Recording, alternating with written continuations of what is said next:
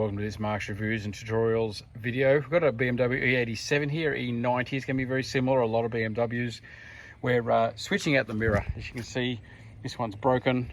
It's had the mirror cap broken off the back of it. The electronics still work, that part works, but everything else, the frame is broken, the glass is broken, and the mirror cap's gone. This is an auction BMW that we've got in that we're doing up. So we're just going to show you how to get the mirror off to change it over. We've got a new one, a second-hand one we've bought. We've taken the door card off. Have a look at this link up here for the instructions of how to get the door card off on an BMW e87. And then now what we're going to do is take this speaker cover off, because that's accessing the screws where that attaches. So JM, you want to rip that off, please? You can see this part we need to get off is actually attached all the way around the window trim. So we don't need to take the whole thing off. We just need to get it off so that we can get the mirror on and off. Okay, so this feels pretty tight, but if you just get your trim removal tool in here, there is a clip.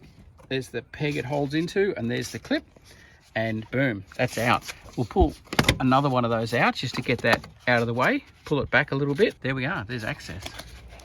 And it looks like there's a speaker in there, but this car doesn't actually have it fitted. It's interesting. Got a hole for it, but no speaker. So these here are the two Torx screws we're going to use to get the mirror. Okay, so the Torx we took out from here to remove the door card were T20s. The Torx for here is a T27. Okay, I'll go around the other side and hold the mirror while we pull that other screw out.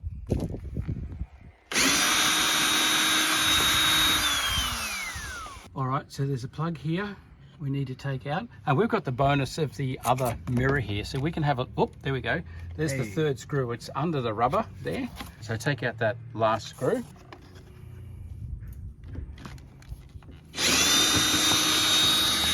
There we go. There we go, that just came straight out once the third screw came out. There is right there a little clip. You of course don't want to damage your wires at this point and cause yourself even more headaches. That really does feel like a clip. There we go, it's out.